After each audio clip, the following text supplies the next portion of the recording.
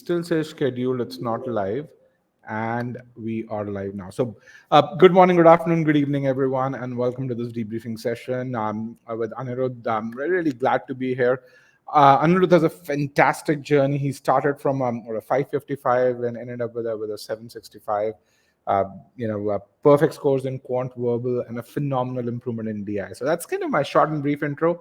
We'll have this session for about 30 minutes. Anirudh has a hard stop at 9:30 p.m. IST, or I think his is what 12:30 12 your Eastern. time, 12 Eastern. Okay, and so Anirudh, why don't you just briefly introduce what is it that you do, and just what motivated you to go for your MBA, and then we'll go forward from there. Yeah, absolutely. First off, thank you so much, Rajat. It's like an honor to be doing this with you. So just wanted to say that on the call. My background, so I went to Georgia Tech, where I did my bachelor's and master's in industrial engineering and then in machine learning. Currently, I work as a supply chain management consultant. So I'm very focused in this functional area that's called supply chain planning. And I do a lot of work there. Motivation behind the MBA. I feel that supply chain, especially since COVID, has really become a hot topic.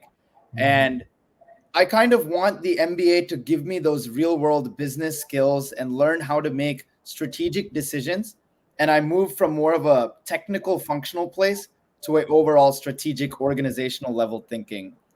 So that's my motivation behind the MBA. And of course, the GMAT is an integral part of that journey. And that's why I'm here today. So you want to move up the food chain in many ways. Exactly. Okay. The goal is to be running supply chains for the world's best organizations. Okay. Yeah, it's very interesting where if you look at, I don't know if you guys follow up the top skills that employers look for. GMAT does a phenomenal survey of employers. It's about 900 employers they do every year. And this year, three things have come up. From problem solving, strategic thinking has become the number one skill that they want. The second thing is AI and machine learning has gone from number 21 to number 4. It's the largest jump they've ever seen. And then analytics has gone from actually number 21 to number 3. Analytics has gone to number 4. Yeah. Another 11 point jump. That's a huge jump. So with your background and with your focus, I think definitely in the right place. But let's kind of start with the GMAT. Starting score 555, Q76, DI 69, and now you're a 765. So walk me through that thought process when you saw that 555 when you gave the first mock, and you were someone who was trying for an extremely high score. So and then let's talk about how you strategize your improvement. Yeah. So I took a mock test and I got the 555. Now, this was my first ever exposure even to the GMAT, right? So I was like, okay, fine, 555, whatever. Like, this is a journey for me to go on. And I started self-studying and I used some other various resources and I still got a 555. That day was a very bad day for me. Was super upset. I was like, I spent 4 months studying on my own and I couldn't crack it. At that point is when I realized that I need a coach, I need a mentor. Something is going wrong here because it's like that Einstein quote, right? To do the same thing over and over again and expect a different result is insanity. I was like, something's got to change. So that second 555 is really the fire that lit up in my brain. I was like, I need to do something. And that's when actually I came across your video on YouTube when I was just searching for how to learn GMAT, how to ace GMAT. And you said this video in quant specifically, which quant was one of my weak areas. And as an engineer, it was even more an ego hit that like, what am I doing? I can't do quant. And you talk about your methodical approach to learning quant, right? Learning those core concept skills, the process skills. Yeah, the process skills. You learn those process skills and then you cement. And you cement that same day that you're learning these concepts and the process skills. And honestly, that changed the game, right? Because my approach to problems started getting much better.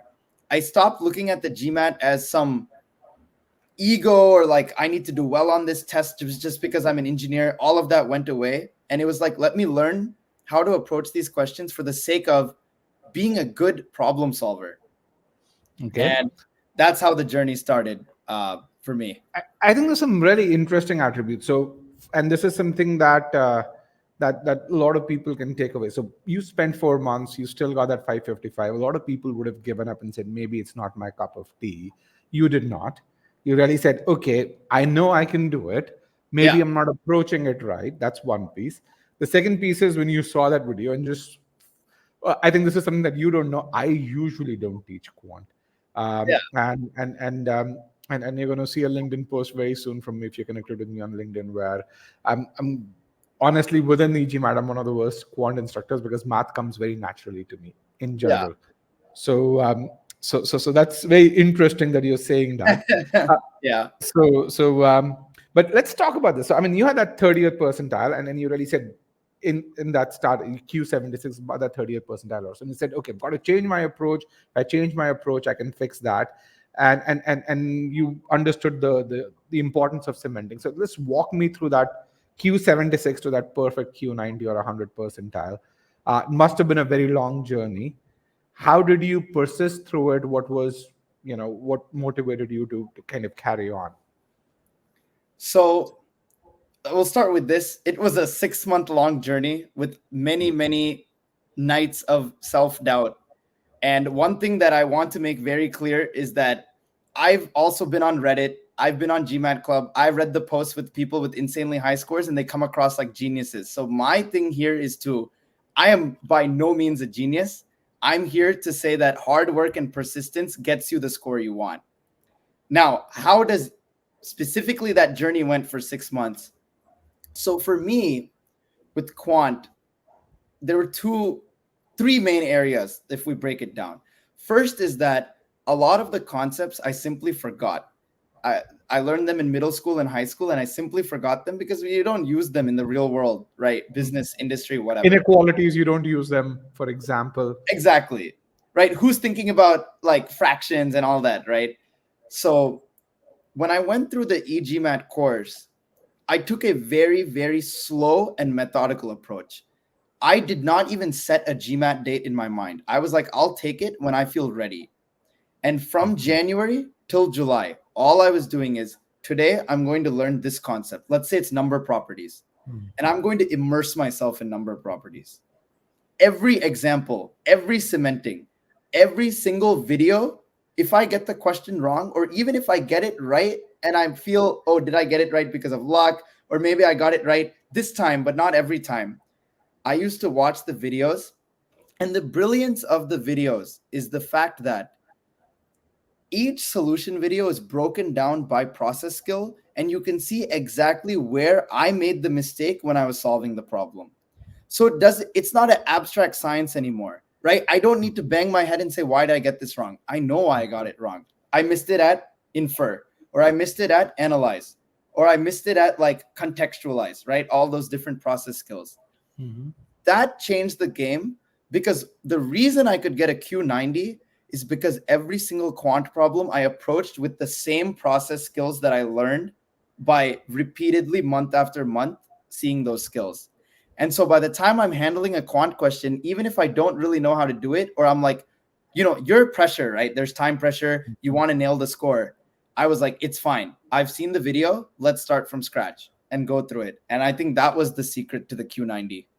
That first of all, that's phenomenal. I must say, Payal should have been doing this interview because she invented these process skills, and honestly, that's one of the best things. I mean, we redid our quant course in 2021, so we launched a new one, and people love the process skill approach. I mean,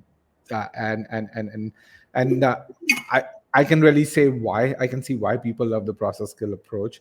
Yeah. Overall. So did you track your activity grades as well? When you went through a learning activity, you got a score and you got an A or an A minus over there. Yeah. I mean, I was definitely vigilant about tracking it, but to be honest, like when I got an A, I wasn't as happy as when I got a B. And I'm like, okay, why did I get a B? Let me spend even more time on that area. I think that's where the grade really helped. The A is just like a nice, validation. Like, okay, It's a cool. reconfirmation. It's a validation. You rightly said. Okay, so that's good. And what were your cementing scores? Do you remember what was the range around? Yeah, so quant cementing was actually going pretty well for me. Medium cementing used to always be a 90 or 100, 90%, 100%. And then for hard cementing, I was always crossing that 55% threshold. Perfect. Some days were like 90s and 100s if I was really locked in and focused. Some days when you're tired, it was like a 60 or 70. But my thing is that the more you do, the more problems you see. And this is where I specifically would like to thank e-GMAT. You guys just have so many problems, like such a large question bank that you're not scared when you're taking a mock, right? And it's more the fear of getting stuff wrong and the fear that you haven't seen the question before that affects your mental. That's true. And actually seeing the question and being like, I don't know how to, like, once you actually see the question and you have that confidence behind you, you're ready to go. And I think I just want to point out one thing you said, and which is I think really important for a lot of people who are watching this. You said when you got a B, you got more excited because there's something for you to learn. yes, And I think that that's really good. So that's something that everyone can really say. When you falter, don't get disappointed. Take it as a learning opportunity. Learn from it. So I want to go on. Sorry, go ahead. But we want to go on verbal because you only have yeah. 2 more minutes. Yes, let's talk about verbal. Yes. So perfect verbal score as well, a V90. Now you were strong in verbal, but still getting to a perfect score requires a level of precision that few people get to. So tell me, what does it take to get to a V90? What are the skills that you need to learn? So one thing is there's a course within e-GMAT. Now I'm saying you can learn this anywhere. I just liked e-GMAT's version of this. It's called Master Comprehension, and it's that pre-thinking concept, right? You read the passage, you read the question, your mind should already start thinking. Let's say it's a weaken, right? Weaken the argument. You should already be thinking in your head, how would I weaken this argument? Now, this is a very important thing because I fell into this trap too. Sometimes I pre-think a little too much and then an option looks attractive and I just circle it. I'm like, okay, boom, done. You still, just because you pre-thought doesn't mean you got the question right. It means you're on the way to getting the question right. But the really important thing was I learned that pre-thinking and, from the master comprehension, but no matter where you go, what tech, what company you use, whatever you're studying, the important thing for verbal is really understand the argument. And for me, what I did is I used to straight up at the beginning, write the conclusion, write the premise over and over again. Conclusion is this, premise 1, premise 2, premise 3, pre-think, which is actually how the e-GMAT answer key also looks, right? When you get a question wrong, you can start to pinpoint. Yes. Very similar to the process skills piece. Yeah, it's like I missed the conclusion of the paragraph. So no wonder I got the question wrong. And that's often where I feel people get trapped, is that you interpreted the conclusion wrong, and therefore you picked a tempting option. And the way to winnow down and get that perfect score is honestly error log and just keep going. Keep going. I was doing, for the last month before my GMAT, I was doing 25 verbal questions, medium or hard, every single day. That's, really well said. It's again about iterating till you reach that level of perfection, and until you honestly won't get a question wrong. Yeah. At that point, but it's about building those core skills, and to build those core skills, you have to be very deliberate. You've got to write the conclusion out. You've got to write how the author arrives at the conclusion, and like you said, be in the shoes of the author to really say, okay, how is the author thinking about this argument, and how can I weaken it? Yes, that's absolutely critical. Okay. And can I add one thing here? With verbal, especially as an engineer tech background, I'm so scared of verbal. Even in the real GMAT, I was so scared when I got to verbal because I was like, one off day or one day you're not thinking like the author, you're done, right? Go to the shed, verbal is done. So I think what's really important when you're learning verbal is not being scared and just diving in, right? Write it down. This is the conclusion. If it's wrong, write it again. When you get the question wrong, write it again. This really is the conclusion, because that's what gets it through your head. And I think doing the due diligence instead of rushing, even if you're Yes. busy and it means you do 2 questions a day properly, that's better than doing 20 questions not properly. Yes, it's about building those mental connections, making sure those neurons fire the right way.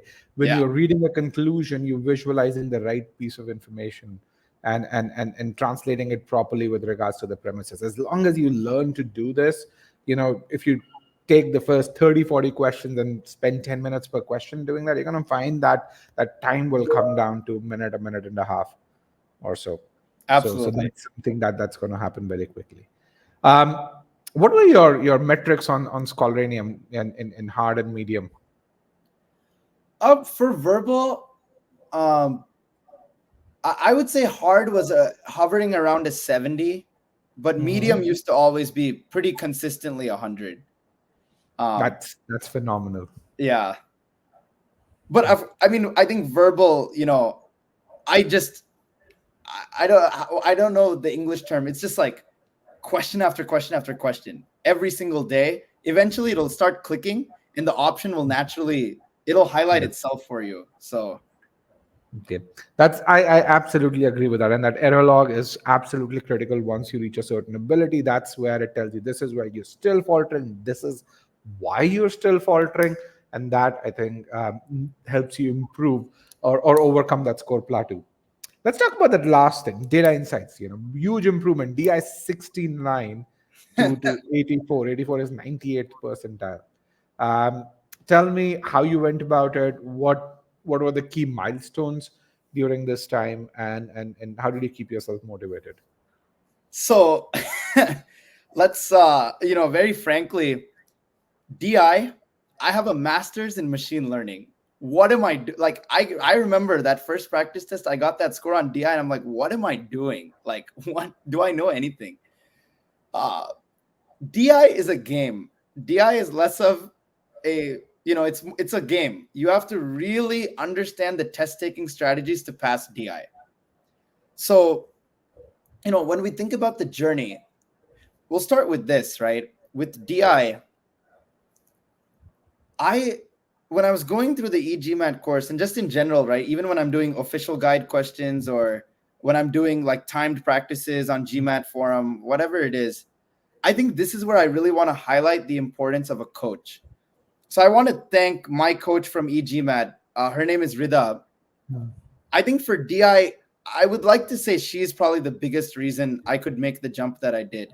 And the reason why is because as much as DI is about getting a question right, they know that DI is hard. DI is like the previous IR section from the old GMAT. They design it to be challenging. That's the part that we don't learn in school. It's about how well can you click that day. At the end, no DI question is ever asking some far off concept like in quant. They usually pick elementary quant and verbal concepts and tease you with the data twist. So for me, what I had to learn, number one, was learn to let go. On my exam, question one on DI, my mind went blank. I was like, what is happening? Right? It was just a some problem, right? But I was like, I don't know how to do this. And I skipped it. And where the value came is I have a coach like Rida telling me, look, first question one, you skipped it. So what? Get everything else right. There's 19 questions to go. Get them all right. Who cares about question one? And if you really do that well from 2 through 19, you can come back to one and fix it, right? And you're going to get the score you want. And I think it's some context is important. DI was your third section. DI was my third section. And that context was really important because Rida, knowing his Anirudh's metrics, already knew he was super strong in quant and verbal. And because the test is also section adaptive, in addition to being question adaptive, so she knew upfront you're going to start facing challenging questions because Yes. you have done well in quant and verbal. So that's kind of where knowing having someone who knows the test inside out is really critical. But so that's just that context is really important. Yes, definitely, definitely. And I think the second thing, and this is another context thing.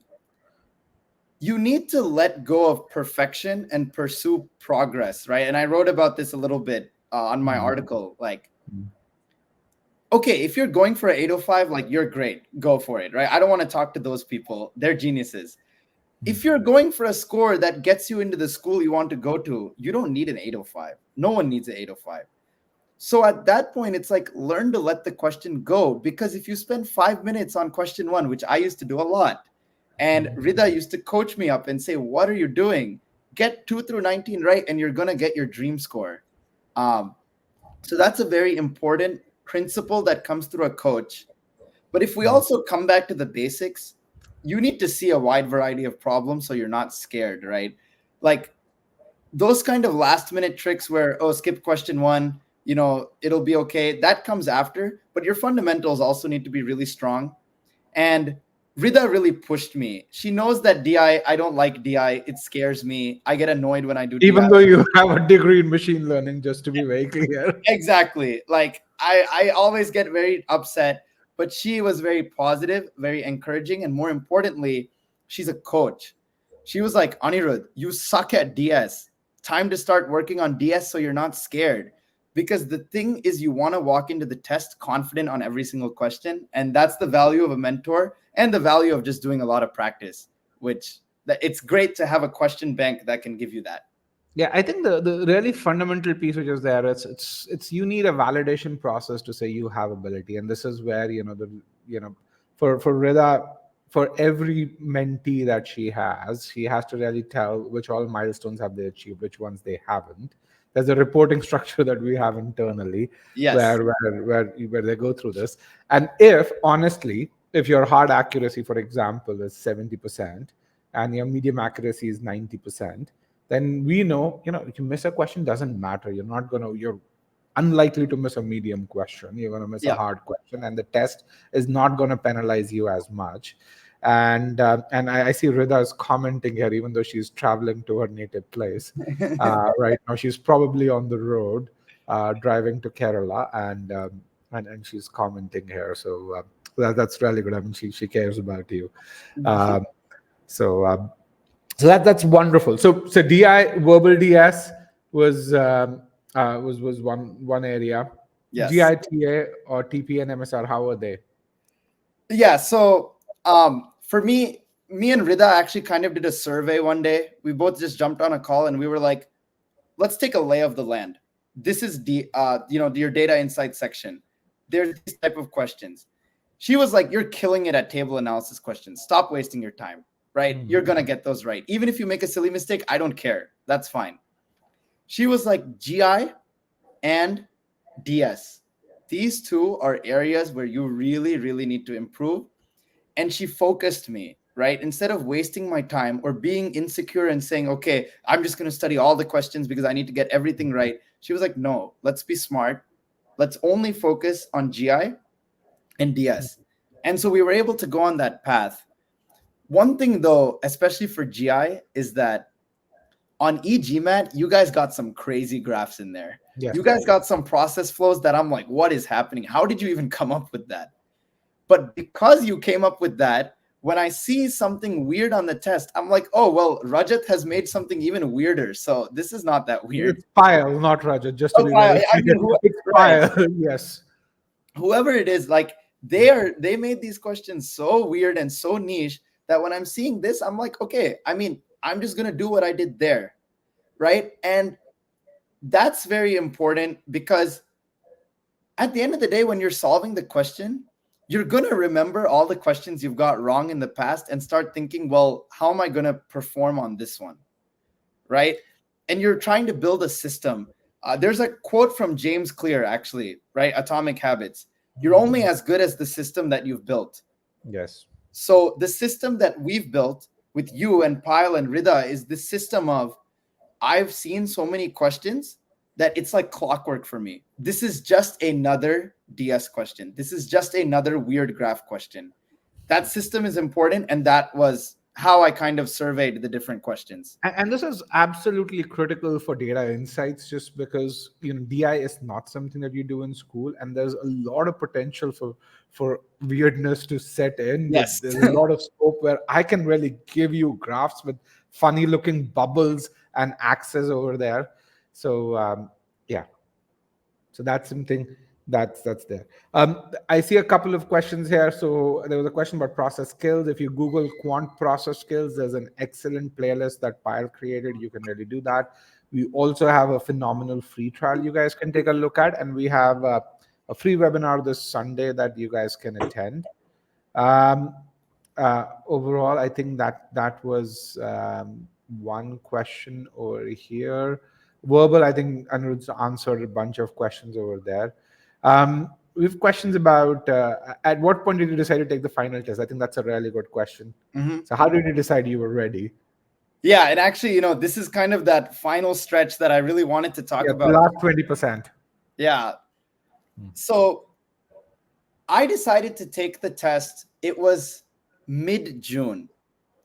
At this point, I started to see the cementing scores that I wanted to see. And I also saw Rida change her approach to my coaching. It became a little less tactical and a little more strategic. And at that point, I got this sense that I think I am ready to take this test. Like, quant is going well. DI is where I'm at, like where I want it to be. And so it was mid-June. I scheduled the test for the end of July because I wanted to give myself 1 month to really grind out those mocks. And also I have some like personal, career stuff and family stuff that date just made sense for me. So I want to break this down into two things. I want to talk about the approach we took, but then I want to talk about what we did in between each mock that really helped me improve my score. So when we look at overall approach, Rida and I basically designed this. We said, okay, let's start with one mock, take the mock, what'd you do wrong, and spend, a few weeks just going through those problem areas before you take the next mock. So you had specific metrics you had to hit during those weeks on test readiness quizzes? Yeah, exactly. So I took my first mock. I got a 675. Huge improvement from 555. Great. That's when Rida and I started getting a little more intense into like, okay, specifically in DI, here's the targets I want you to hit. Hard accuracy, 70%. Try to up that percentage because I was scoring about 55, which I know is good, but for the type of score I wanted to hit, she wanted to push me up a little bit more and say, can you try hitting a 60, 70? Then I, in the month of July, I'm just going to call it a sprint. It was like mock, recover, talk to Rida, focus area, maybe 2-3 days, error log it, do a few more practice questions. Okay, are you ready? Next mock. So I took 4 mocks before taking the real test. My mock scores were 705. Oh, sorry, actually, 675, 705, 665, 705. And then I got a 760. Actually, sorry. No, you had a higher one too. Yeah, there was a 755 also in there. So 5 mocks, which is crazy. And what Rida really reinforced was each mock, take it seriously, take it at the same time that you're going to take the real test. And we actually took it to a new level. I used the same water bottle, the same snack, the same section order for the last 3. I did experiment with section order on the first 2. That experiment was a hopeless flop. I went from a 705 to a 665 when I switched quant and verbal. So that's very important. And please read my article where I talk about that more in detail. But yeah, same snack, same library, same everything. And then when I got to the real test, it was like robotic, right? And you hear a lot of famous athletes talk about this, especially Roger Federer. He says this a lot. When I go into the French Open or Wimbledon final, it is just another match. Yep. That is what you want to be on the GMAT. It is just another mock. And because I took so many mocks, we were able to get there. And I just want to really talk about, and I don't know if I can really share my screen over here. Let's see. You were talking about the strategic approach. So I'm going to share this. This is your study plan, right? There's no other Anirudh, I'm hoping. Yeah, I think that this looks like mine. Yeah. Yeah. So ML stands for milestone. You can really see make 1 mistake in medium and 60% accuracy in hard, quantity are condensed. You can really see all of these milestones coming up. here. This is a sheet which was just for you in this case, and you can really see the milestones being in here. And this is something that Rida and everyone in the strategy team does for every student who we take on as an LM student overall. So so that's something which I think that's it. And one thing that you'd really be happy to know is now you had to use custom quizzes to build these test readiness quizzes, but Rida has worked with the tech team along with all the members of the strategy team, and starting Tuesday, I think everyone will have a test readiness quiz feature in Nice. Scholaranium. Cool. So they'll be able to take test readiness quizzes, set their own metrics, and see if they've hit those metrics. So that's something that going from what we do just in the LM program to everyone on the exam. Awesome. So it's 9:30. I know you said you had a hard stop in 30 minutes. I don't know if you can take a question. Where are we? So yeah. I mean, I can take one more question, or if we want to put some kind of closing words to this, either way. Yeah. So I think so. From my side, this has been phenomenal. I will, for everyone, I'll still stay around. Anirudh has actually a hard stop at this point right now. We can take one question, which is how many months of preparation is required to get a score such as this one. Anirudh, do you want to take that question? Yeah, I mean, I would say I hate this answer, but it is the truth. I think it's a very personal thing. I think for me, it took a year, but it's not like I was studying 3 hours a day for a year, right? Like, realistically, I started the e-GMAT course in January is when I started exploring it, but really I got into it in like March because I had some personal stuff in February. So March to July, March, April, May, June, July, 5 months of prep. It took me. Yes. But of course, this is with balancing a full-time job, other life commitments. But on average, I was studying 2 to 3 hours a day for 5 months to get this score. And you're talking about a 200 odd point improvement here. If you need to improve by 300 points, you're going to take about a month and a half longer. Yep. If you need to improve by 150 points, you're probably going to need about 3 months, not 4.5, the way Anirudh did. So it depends on what you need. Honestly, the way I would really say is once you hit cementing scores, once you hit those thresholds, then you add about a month and a half on top of it. That's a great way to say it, actually. That last push is a month. You just need to grind that 1 month. Everything up to there, you can take your time. Whatever time you need to learn the concepts and really feel solid, that's what you should do. Mm-hmm. Yeah. So Bala, I think that your question's answered. Jayashree's question's answered as well. So I think that is there. Anirudh, you can drop off whenever you feel like. There's one question which, again, I don't know if you're aware of this. I just saw Prameet's question. Actually, I did review a question and from incorrect to correct, and it was on quant and I got the Q90. So yeah, if you get it right, yeah, your score will go up. Okay. So which mocks did you take? I actually didn't log into your account, so I'm not aware of this. Which mocks did I take? I took only GMAT official guide mocks. I didn't take any of the Scholaranium mocks, but I mean, if I had more time, I would have, but I had enough to go. There's 6, more than enough. Six. Yeah. So you took a ton of quizzes there. You had the metrics there already. So yeah. So I'll just say a few closing words and head out. But first of all, would like to thank Rajat, Payal, Rida, and everyone at the team at e-GMAT. I think gratitude is very important with these things. It takes a village, right? Like, I had support from my family and I had support from these brilliant mentors, which was able to get me to the score I wanted. It's not like I'm some genius and I did it by myself. I think gratitude is very, very important, with a level of humility also that it took me a year to get here. So don't think this is some magic overnight thing. I struggled. There were bad days, but you just have to keep going. 1% each day equals 365% improvement over the year. So it's all about keep showing up and keep doing your job. You will get there. And the second thing is that for all of you on the GMAT journey, just stay with it and find a great mentor. I personally recommend e-GMAT because it got me where I wanted to go. But whoever that mentor is, find a mentor, stay with it, and you guys will get there. And I think it's really important to track your improvement. As you said, there would be bad days, but overall, if over a period of 10 days, if you're improving, then you are on the right path. Yep. That's absolutely critical. But if you're not, the way in your case, for 4 months you still were at a 555, you needed a change of approach. So Yep. that's also absolutely critical to recognize. So Absolutely. tracking your improvements really, really important, and knowing what all milestones you need to hit, that's absolutely critical. That's something that I would really say. There's one. What did you do during the last month, or what should you do during the last month? If you want to answer that, or if yeah, completely up to you. Yeah, I mean, last month, mock analysis, mock analysis. Especially your last 3 weeks are going to be like that.